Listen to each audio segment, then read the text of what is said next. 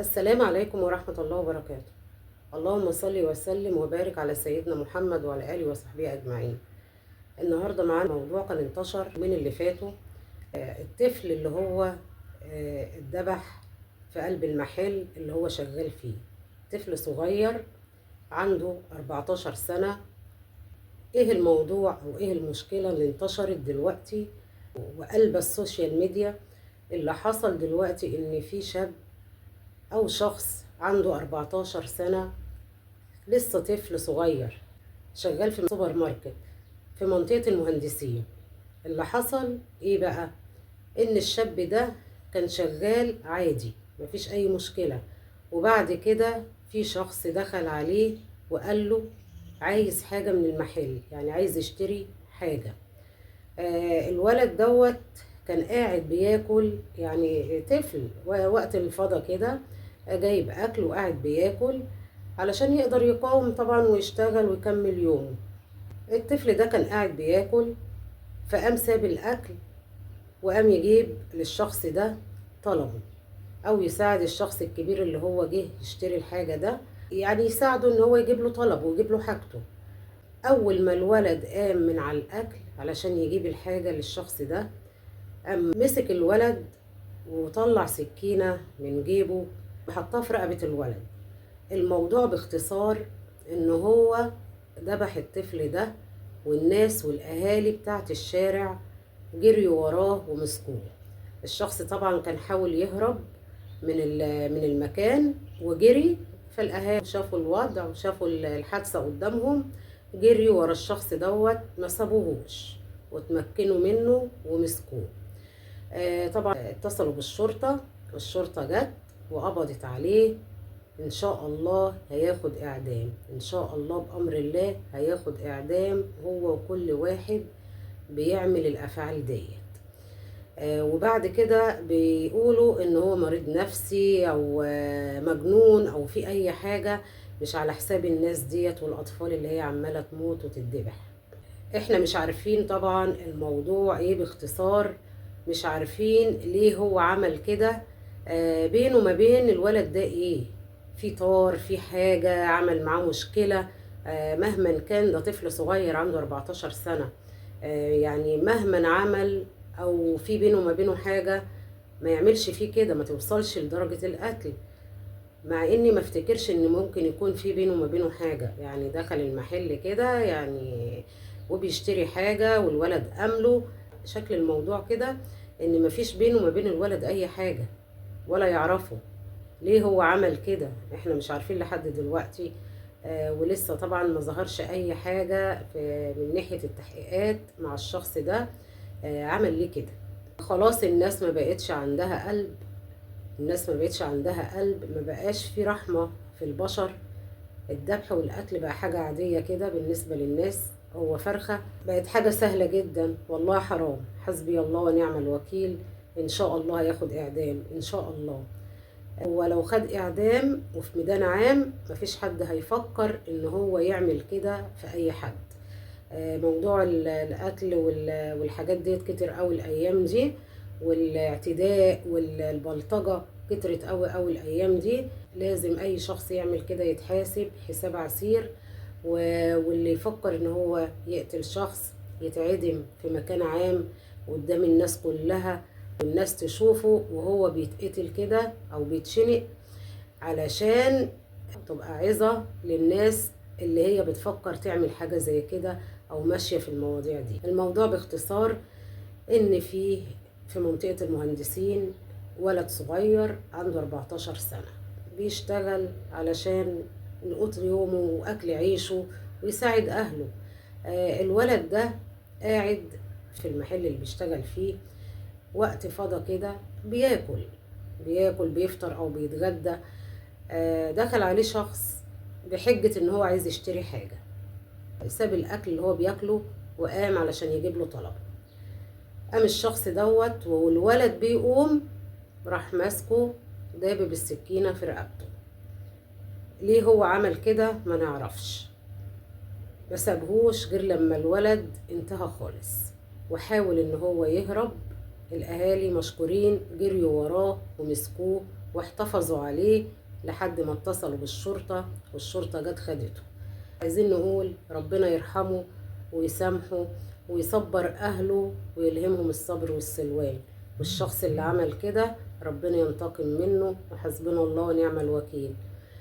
طبعا ده كان خبر منتشر اليومين اللي فاتوا، حبيت ان انا اشاركه معاكم.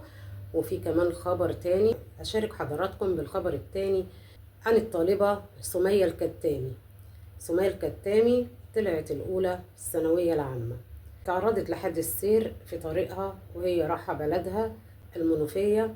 هي اتصابت إصابات خفيفة ووالدها دخل المستشفى. هل هذا الحدث حسد أم قضاء وقدر؟ حادث الطالبة سمية الكتامي. طبعا حادث الطالبة سمية الكتامي بيشغل مصر كلها. حادث الطالبة سمية الكتامي فرحة انقلبت إلى مأساة في ظرف أيام قليلة. ذلك هو حال الطالبة سمية الكتامي التي تصدرت الترند في مصر في مناسبتين، الأولى بسبب احتلالها المرتبة الأولى على مستوى الجمهورية في الثانوية العامة، الثانية بسبب تعرضها لحادث سير رفقة عدد من أفراد عائلتها بعد أيام فقط من إعلان النتائج. تفاصيل الخبر: حادث سمية الكتامي تصدر مواقع التواصل الاجتماعي في مصر منذ صباح أمس.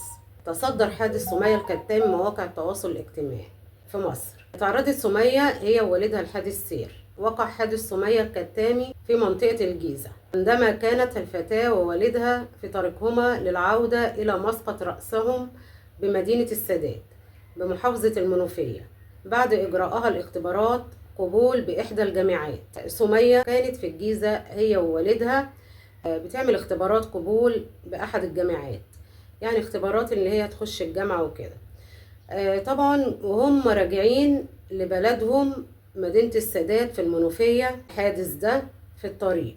تعرضت سمية ووالدها إلى الحادث عندما صدمت سيارة أخرى بسيارتهم، ما تسبب في حدوث إصابات متفرقة للاتنين لسمية ولأبوها. وفي حين أخذت مصادر متطابقة أن الابن بحالة جيدة، خضع الأب بعد نقله للمستشفى إلى عملية جراحية بسبب الكسور الكبيرة التي أصابته، ومن المنتظر أن يغادر المستشفى خلال الأيام القادمة. يعني البنت تعرضت لجروح بسيطة، والأب دخل المستشفى لتعرضه لجروح كبيرة وكسور، وهو بعد أيام هيغادر المستشفى.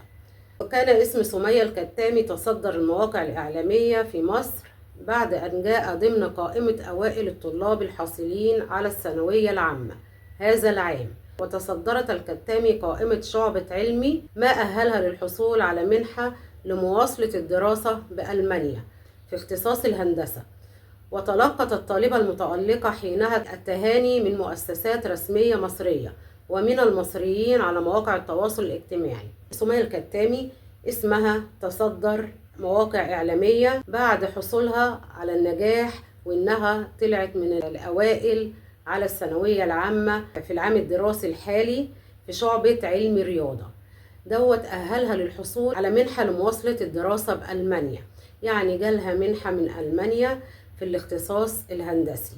طبعا الكل هناها وفرح بيها على موقع التواصل الاجتماعي، ومن أهلها ومن حبايبها الكل فرح بيها وهناها، واحنا كمان بنهنيها ونتمنى لها الشفاء العاجل هي ووالدها. ونموذج زي سمية أي حد يتشرف بيه.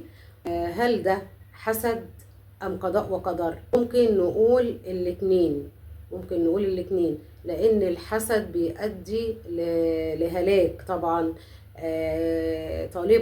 طالبة ومن المنوفية وطالعة الأولى على الثانوية العامة، وجايه لها منحة من ألمانيا، وجايه لها منح من مصر. طبعا دي حاجة تخلي القلب يحسد قبل العين، القلب بيحسد قبل العين. وفي نفس الوقت هنقول برضو قضاء وقدر من ربنا سبحانه وتعالى، هو مقدر لها كده، وفي الوقت ده هي ووالدها. بس الحمد لله ان هم ما حصل لهمش يعني حاجة جامدة قوي، يعني جت على كسور على جروح، دي حاجة بسيطة ممكن تتعالج. الحمد لله ان هم ما حصل لهمش اي حاجة كبيرة. طيب بعد الإعلان عن الحادث، سمية الكتامي ساد الحزن والقلق مواقع التواصل الاجتماعي بشأن صحة الطالبة، وكتب المصريون متمنيين لها ولوالدها الشفاء العاجل. لكن من أجل أبرز ما زاد الاهتمام بحادث الطالبة سمية الكتامي هو النقاش في الحسد، وكيف يمكنه أن يقلب حياة إنسان. وفي هذا الصدد انتشرت تعليقات تعتبر أن سبب الحادث الذي تعرضت له الطالبة التي لاحقها الأعين في الأيام الأخيرة، خصوصا بعد حصولها على مهنة الدراسة بالخارج، هو الحسد، وهو ما رد عليه عدد من المعلقين مؤكدين إن ما حدث قضاء وقدر. بعد إعلان عن الحادث بتاع سمية الكتامي هي ووالدها، كان في حزن وقلق على الطالبة هي ووالدها، وكتب المصريين في تعليقاتهم متمنيين لها ولوالدها الشفاء العاجل، يعني بيتمنوا ليها ولأبوها الشفاء العاجل من اللي حصل لهم. وطبعا بدأوا يتناقشوا واهتموا بنقطة إن ممكن يكون اللي حصل لها ده هي ووالدها بسبب الحسد. ممكن الحسد يقلب فعلا حياة إنسان، لأن الحسد أدخل الرجل القبر وأدخل الجمل القبر. الحسد ممكن يعمل أي حاجة، يجيب أمراض، تعطيل رزق، تعطيل زواج، تعطيل دراسة. الحياة بتتشقلب، حياة البني آدم بتتشقلب رأسا على عقب. طبعا الحسد ليه دور كبير في حياة الإنسان. انتشرت تعليقات تعتبر أن سبب الحادث الذي تعرضت له الطالبة التي لاحقتها الأعين، يعني لحقتها الأعين طبعا بالحسد في الأيام الأخيرة، خصوصا بعد حصولها على مهنة الدراسة بالخارج. هي طبعا اتحسدت بسبب كمان مش نجاحها وبس، جالها منحة من الخارج في دراسة الهندسة، يعني الدراسة اللي هي حباها وعايزة تدرسها. طبعا ناس كتير كانت بتعمل لأولادها اللي وبتديهم دروس كتير وبتصرف عليهم كتير، وما جابوش إلا 50% بس، ومتوفر لهم جميع أي حاجة ممكن يحتاجوها متوفرة ليهم، في سبيل إن طالبة زي ديت ومن المنوفية، يعني ممكن ما يكونش متوفر ليها، مع احترامي طبعا لأهل المنوفية، ممكن ما يكونش متوفر ليها الحاجات اللي متوفرة للطلبة اللي في المدينة، وهي طلعت بالمجموع ده وجالها منحة من بره. طبعا دي حاجة كبيرة، كل الأعين هتبقى عليها وهتبص لها وهتحسدها. عدد من المتابعين علق على الخبر مؤكدين ان ما حدث قضاء وقدر، في اللي قال ان ده قضاء وقدر وفيه اللي قال ان ده حسد. انا بعلق على الاتنين، هو حسد وفي نفس الوقت قضاء وقدر، حسد زائد قضاء وقدر طبعا، لان المقدر اللي كاتبه ربنا هو اللي هنشوفه، بس الحسد من حاجات كتير ويوصل لحاجات كتير. ربنا يشفيها هي وولدها ويطلعهم بالسلامة ويبعد عنهم الشر وينجح ولادنا يا رب، ويسترها علينا وعلى شبابنا وبناتنا ولاد المسلمين. إن عجبكم الفيديو أتمنى تعملوا لايك وشير واشتراك في القناة عشان يوصل لكم مني الجديد. والسلام عليكم ورحمة الله وبركاته.